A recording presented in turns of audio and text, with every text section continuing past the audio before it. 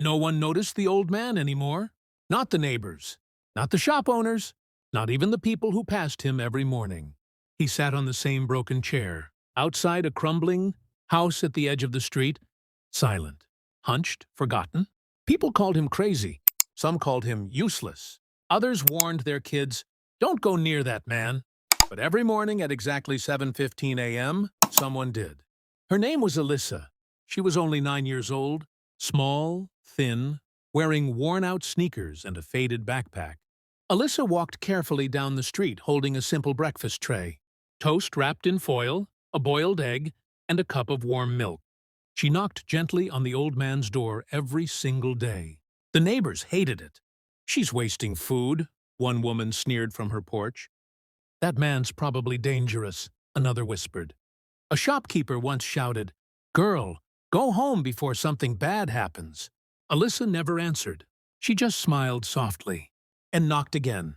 The old man, Mr. Henry, never begged, never asked for help. His hand shook when he took the food, and his eyes carried something heavy, something broken, something no child should ever have to see. "You don't have to come back tomorrow," he told her once, voice dry like dust. Alyssa shook her head. "I will," she said quietly. "Everyone deserves breakfast." Those words made him look away. What no one knew was that Alyssa didn't come from comfort either. Her mother worked double shifts. Their fridge was often empty. Sometimes Alyssa skipped her own breakfast just to make sure Mr. Henry ate. Still, the cruelty never stopped. Kids laughed at her on the way to school. Parents pulled their children away when she passed. Someone even yelled, "Why help a nobody?" Alyssa heard it all. And still, she came back the next morning. But one Tuesday, something was different. As Alyssa walked toward Mr. Henry's house with the tray in her hands, the street felt wrong, too quiet. No birds, no voices, no movement. Then she saw them. Black vehicles, parked silently along the curb. Men standing straight, still, watching. Uniforms. Her heart dropped into her stomach. She stopped walking. One of the men turned his head toward her. Another whispered something into a radio. Alyssa's hands began to shake. The breakfast tray rattled softly. Had she done something wrong? Was she in trouble? For helping an old man? Before she could move, a firm knock echoed from Mr. Henry's door. The entire street held its breath, and in that moment, Alyssa realized something terrifying. The old man everyone called Nothing was about to be revealed as something no one expected. If this moment made you uneasy, hit like.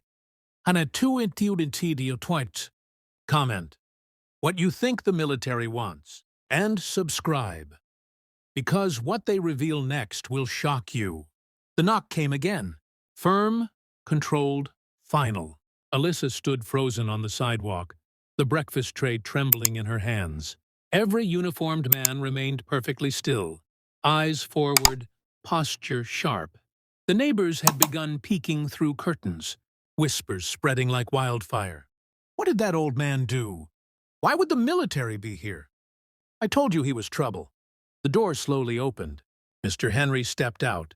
He looked the same, thin, worn, forgotten, same faded sweater, same tired eyes.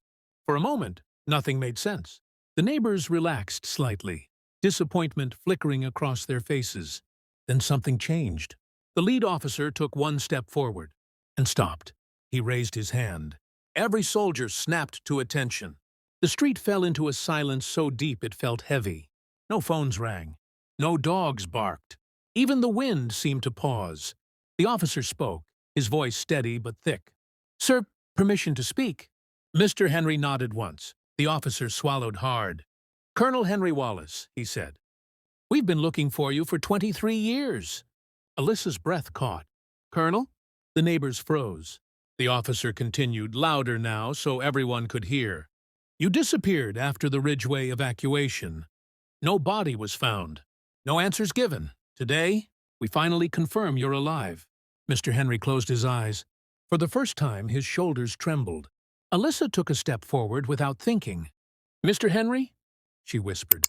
He turned to her, and in his eyes, no longer broken, was pride, pain, and something close to peace. "They don't see the man I became," he said softly. They see the man I used to be. The officer turned toward Alyssa. His voice broke. Miss, did you know who you were feeding? She shook her head, tears forming. He was just hungry. The officer removed his cap. So was this country, he said quietly. Then, one by one, every soldier followed. Caps came off, heads bowed. A full military salute. Right there, on that forgotten street. For a man everyone had called nothing. Mr. Henry's voice barely carried. I survived so others could live. I just didn't expect a child to save me in return. Alyssa stepped forward and placed the breakfast tray gently into his hands. You still need to eat, she said. No music played. No one spoke. Just silence. The kind that says everything. If this story left you silent, like the video, comment the moment that hit your heart and subscribe, because some stories deserve to be remembered.